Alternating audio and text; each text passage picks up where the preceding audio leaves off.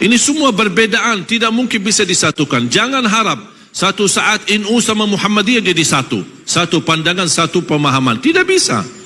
Karena itu lawan sunnatullah.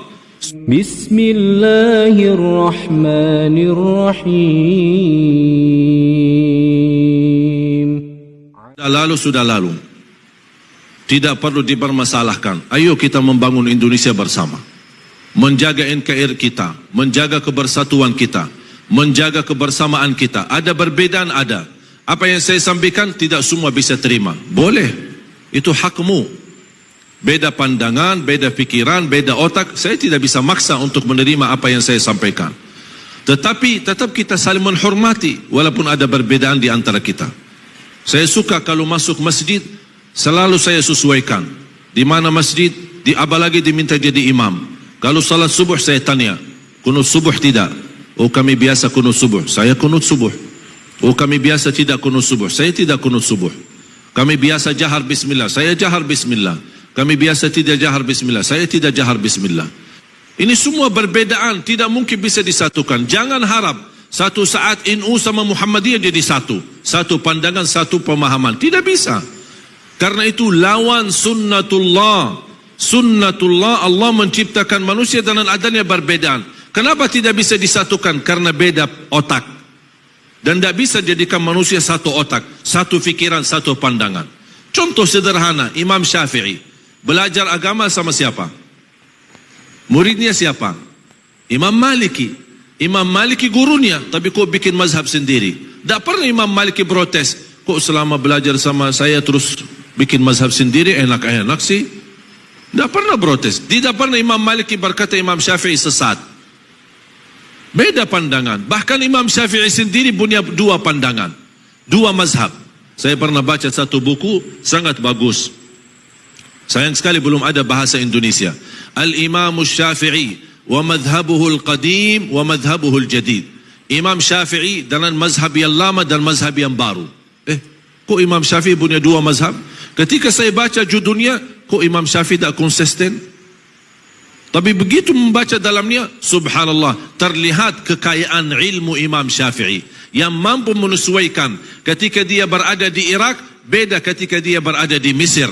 Beda budaya, beda kebiasaan, beda lingkungan, beda suasana. Makanya dia bisa menyesuaikan dengan ilmunya, cocok di Mesir dan cocok di Irak. Saya yakin kalau Imam Syafi'i masih ada, apalagi datang ke Indonesia, ada mazhab yang ketiga yang cocok dengan selera orang Indonesia. Dan perbedaan itu bukan berarti Islam, memang Islam satu, Quran satu, Nabi Muhammad satu. Apakah dasar Imam Maliki membawa agama Quran dan Sunnah? Dasarnya apa Imam Maliki? Quran dan Sunnah. Terus Imam Syafi'i apa dasarnya? Quran baru beda, Sunnah baru beda atau sama? Tapi kalau memang sama-sama membawa Quran, sama-sama bawa hadis, kenapa ada perbedaan? Bukan beda sumber agama, tetapi berbeda memahami isi Al-Quran. Yang terjadi beda pemahaman, bukan beda sumber agama. Mereka tahu semua kembali kepada sunnah, semua kembali kepada hadis, semua kembali kepada Al-Quran. Tapi memahami isi Al-Quran dan memahami makna hadis. Jangankan berbeda antara Imam Malik dan Imam Syafi'i, antara sahabat yang guru mereka adalah Nabi Muhammad sallallahu alaihi wasallam, yang mereka ahli bahasa Arab murni, yang memahami bahasa Arab, yang memahami isi Al-Quran, tidak perlu dijelaskan.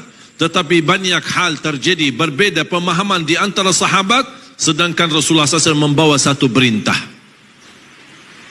Kisah yang masyhur, hadis yang masyhur, hadis kisah Yahud Bani Quraidah. Ketika Rasulullah SAW memerintahkan mereka, kalian salat asar di Bani Quraidah.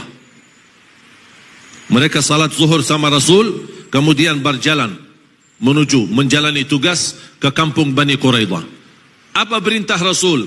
Jangan kalian salat asar kecuali di Bani Quraidah. Kalian salat asar di kampung Bani Quraidah. Rombongan sahabat jalan, di tengah perjalanan masuk waktu asar. Tolong perhatikan kisah ini. Di waktu perjalanan masuk waktu asar. muncullah dua pemahaman. Satu berkata, kami mau salat asar di jalan karena sudah tiba waktunya. Golongan B berkata, mohon maaf, kami diperintahkan Rasulullah salat asar di kampung Bani Quraidah. Beda pemahaman. Mereka berdebat untuk saling menjelaskan. Golongan A yang berkata kami salat di jalan karena kami belajar salat itu lebih afdal di awal waktu. Yang kedua, maksud Rasul salat asar di Bani Quraidah, bercepatlah jalan agar bisa bertemu asar di Bani Quraidah. Ini bagi tafsir, bagi ijtihad. Sahabat golongan B, mohon maaf, kami tidak mau bagi ijtihad, tidak mau bagi ta'wil, tidak mau bagi tafsir.